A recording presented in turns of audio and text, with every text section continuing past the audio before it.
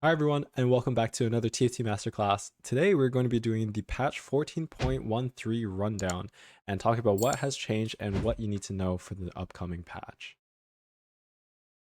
So before we even get started, we have hit 4,000 subscribers. So we have run the giant wheel of everyone who had participated in the running, and our winner is it's K Mills. So I will be adding you in the comments after. Please respond and send me your information so we can get you that Cloud9 jersey. Thank you everyone for participating. And upcoming, our next plan is to have a TFT league. So more information will come out for this in the upcoming week, and stay tuned for that.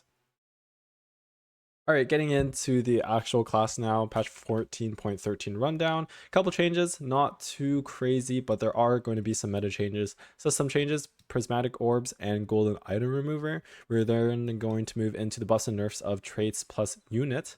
There's actually only one unit this patch that has gotten changed. Go into the items and augments, and then last but not least, recap with Q&A. The new patch is going to be coming on June 26th, which is this upcoming Wednesday. So definitely make sure that you know what compositions and what has been changed on that day, so that when you hop into your ranked games or just any games, you know exactly what to do and how to top 4. Getting straight into it with our system changes, only two here, as I mentioned, the orbs and the golden items. Basically, the prismatic orbs, now their drop frequency has been increased. They're still pretty rare to occur on your PvE rounds. However, it has been increased a little bit. So you'll be seeing these a little bit more likely or a little bit more frequently. The other one is going to be a golden item remover. So there's a couple ways you can get golden item remover. You can either get this from the golden remover silver augments. You can get this from an encounter. Previously, if you had existing removers and then you got the golden item remover, it was just kind of a space clog on your bench. So now, if you already have item removers on your bench when you acquire this golden remover, they will become reforgers. And then if you already have a golden item remover, any new item removers that you would get, they are instead reforgers. So this is actually a pretty good buff. The augments golden remover should be getting a little bit better of an average placement. Yes. All right, let's continue. All right, so moving into our trait changes now, a couple here. So 5 Faded, 4 Dryad Syndra has been nerfed. If you are playing 5 Faded, which is going to be most of the time, you're now just going to be losing 6 AP on all of your Faded units and 2% bonus damage. So nothing too crazy. However, this will add up, and Faded Dryad Syndra has just been nerfed altogether as a composition. Couple other buffs, Ink Shadow, so it's the 5 and the 7 breakpoint has been increased for both the damage amp and the reduction. So this means that vertical Ink Shadow will be a little bit better of a line, so look out for those Ink Shadow crests. There is an upcoming buff to the Ink Shadow line as well on top of this, which I will talk about later, so keep that in mind. And then last but not least, Snipers is going to be back in meta now with the damage reverts on their damage per hexes, at least at the 4 and 6 breakpoint, and even a 2% increase on the 6 breakpoint instead of just the 1 on the 4. Those are the trait changes. All you need to know, Faded Syndra is a little bit weaker. Ink Shadow and Snipers are back in meta.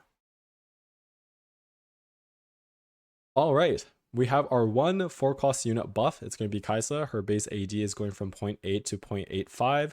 So what does this mean? Well, Kaisa having a base attack speed buff, and also the Ink Shadow buff for the 5 to 7 breakpoints means that trick shots in general and also the vertical Ink Shadow lines will be a bit stronger and playable this patch if you have the spot for it. All right, moving on to items. So we have a couple item changes here. They're all actually artifacts. So the first one, Curse Blade. There was not much play with this blade and it has been disabled, so nothing to worry about here. Nothing, it did not affect the meta that much, so now that it's gone, nothing too much will change. And then the rest of the artifacts were just underperforming, so these items weren't doing too well. Either they were just too niche or they were just not that great of an artifact compared to better artifacts. So a little bit of a small buff. Luden Snippets gets some AD and AP, Prowler Claw gets 10% extra AD, and then Rapid Fire Cannon gets 15% extra attack speed.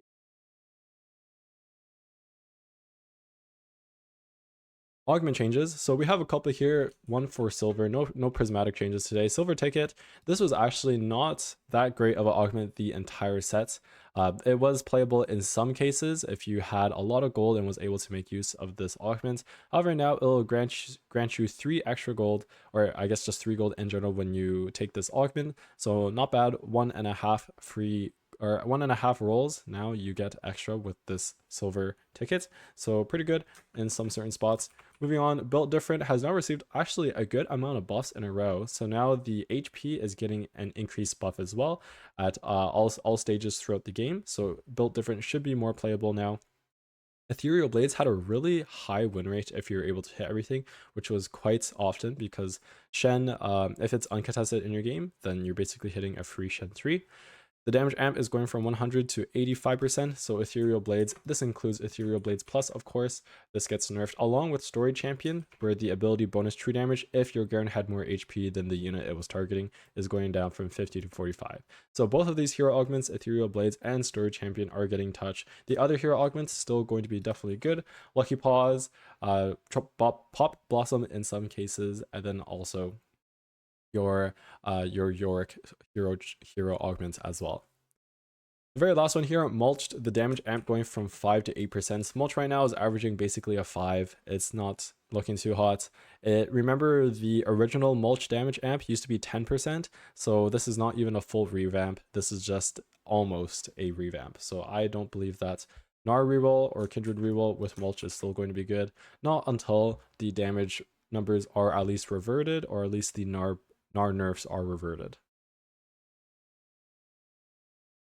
Okay, nearing the end here, as I mentioned, pretty small patch, a couple bug fixes. So if you have been watching recent tournament or just been knowledgeable of this particular bug, there was a Reaper toggle bug. Basically, even if the trait was deactivated, if you had a Reaper or 2 Reapers on board and then you got rid of one, the other Reaper will still keep the ability to crit. So that is gone now, so no more Reaper toggling. Your Reaper crit will only happen if you have the Reaper trait activated. That's the first one. The other one, Tattoo Protection, is now actually going to work properly. If you notice in the stats or just in your gameplay, it was quite underwhelming. That's because it was bugged. So now it is working properly, which means now, if I sum everything up, there has been a lot of buffs to the Ink Shadow line. So remember the Kaisa base attack speed going from 0.8 to 0.85, so that's the first one.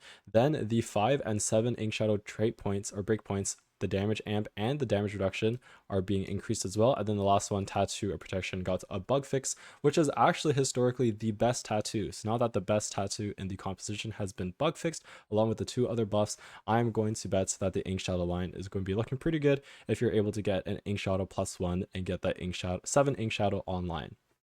The other one, Ash Snipers, is going to be back in meta now, which means that Nautilus is going to be another unit that will be contested in that comp. So now Nautilus is going to be a very contested 4-cost unit, sharing this traits with the Snipers composition, with the Lilia Sage composition, and then also any other Warden or Vertical Mythic. So that has been everything for today. That, I guess, was our summary. We're going to head into a Q&A now for anyone who is watching this. As mentioned, pretty quick patch. Congrats to the winner of the Cloud9 jersey, and please stay tuned for details to come for the TFT League. Thank you, and have a great day.